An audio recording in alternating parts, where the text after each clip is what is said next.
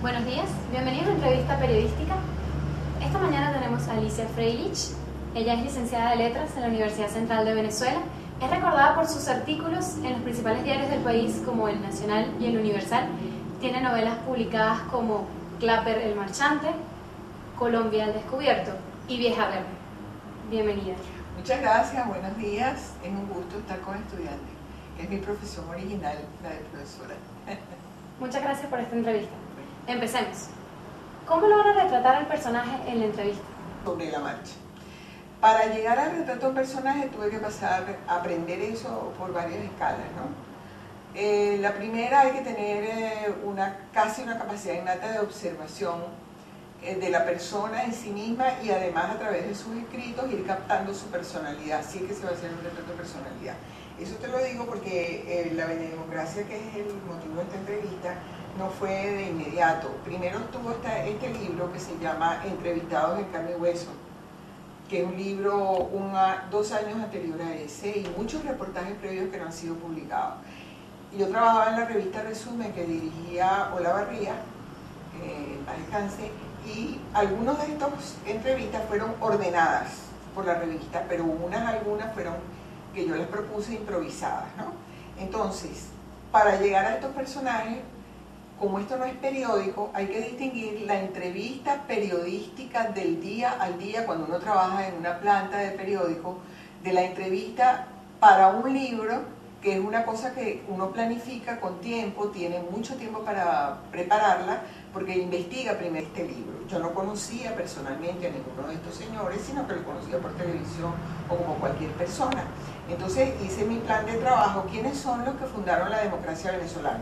Los señores que aparecen aquí. Hice una lista, me fui a la Biblioteca Nacional, investigué sobre ellos, su vida personal, lo que había en la hemeroteca del Nacional, en la hemeroteca de varias universidades. Tú cuando vas a entrevistar a un personaje vas haciendo un esquema.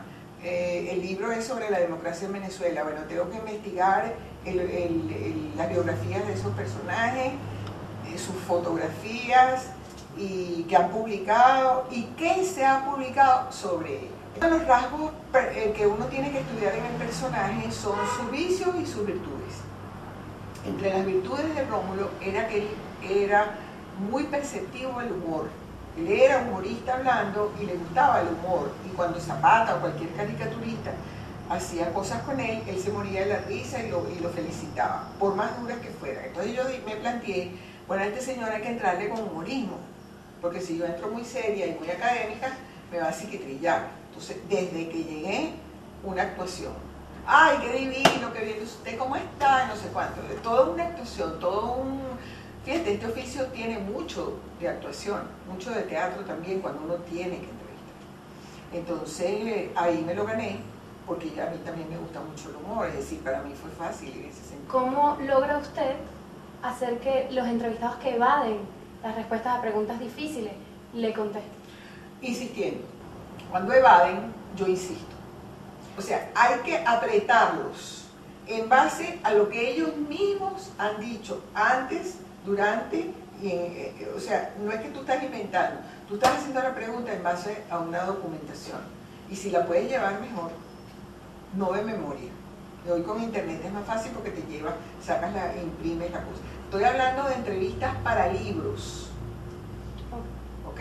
Audiovisual o no. No estoy hablando de entrevistas para periódicos, insisto en eso. Usted habla en la entrevista como un género que revela los prejuicios del entrevistado y los confronta con la opinión pública. ¿Ha llegado usted con prejuicios en alguna entrevista? Sí, como todo ser humano. Uno no es Santa Teresa ni nada de eso, ¿no? He llegado con prejuicios con muchos personajes porque tienen una imagen pública determinada y depende del desenvolvimiento de la entrevista y de su conducta para que a ti se te quiten los prejuicios. Uno periodista, uno también es un ser común y corriente que ve televisión igual que los demás, lee con prensa. De acuerdo con el proceso de la entrevista, uno va horadando y viendo si ese prejuicio se justifica o no. Pero no debe ir tampoco con el prejuicio clavado, porque entonces la entrevista no se desarrolla bien. Es un toma y dame, hay que ser flexible, hay que insistir, hay que darle, digamos, chance al otro para que se justifique también. En ese sentido, ¿los géneros de que usted lleva en la entrevista son más hacia lo informativo o la opinión?